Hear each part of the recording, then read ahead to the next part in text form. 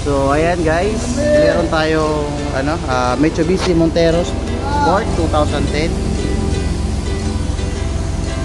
Ito yung lumang niya, rotor disc, tapos yung caliper. So ang gagawin natin nito, ibabalik sa stock.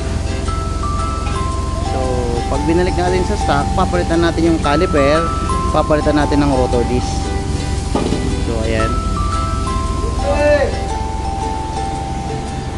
So ito yung rotor disc, pinalitan na natin. Bomba! Ayan. Ikot tayo kabila.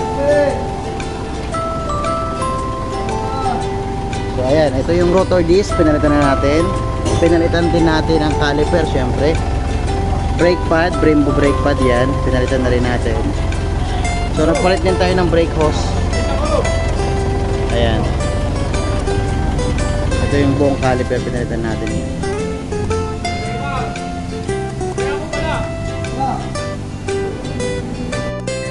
So guys, yung mga gustong magpabalik sa stock yung preno natin tulad ng ginawa natin sa Montero, kailangan nyo bumili ng caliper assembly. Ayan, bumili tayo nyan. Rotor disc assembly, bumili rin tayo nyan.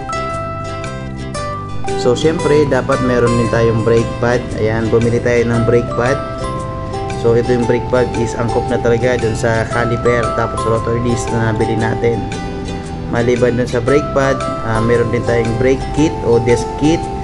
Bumili din tayo ng nut.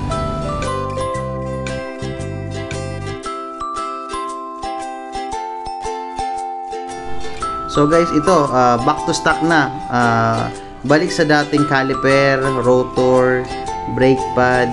So max speed kasi dati yung niya, yung caliper niya. And then yung rotors and pads. Ngayon gusto ng owner is ibalik sa stock. Kaya ayan, back to stock na lahat. So ayan guys, sa lahat ng mga gustong mag back to stock, ayan po yung mga kailangan nyong bilhin. So maraming salamat. Kung nagustuhan yung video, pa-like, pa-share, pa-subscribe naman po ako dyan. Maraming salamat. Have a good day. Bye, Ray J TV.